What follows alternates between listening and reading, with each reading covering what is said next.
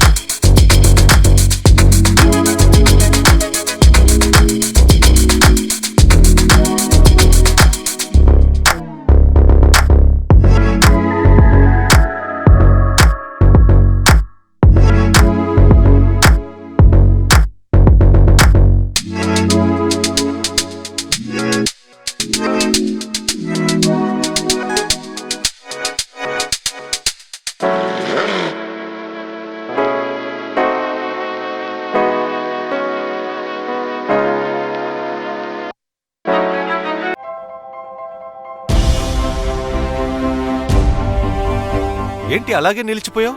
Gold, diamond, silver rate ఇలా ఉంటే ఇలా నిలిచిపోకుండా ఎలా ఉండేది? మన కంట్రోల్లో లేని దాని గురించి ఫీల్ చెయ్యకు. ప్రజలకు మనం ఏం చేయగలమో ఆలోచించు గురు. తగ్గింపు ధమాకా.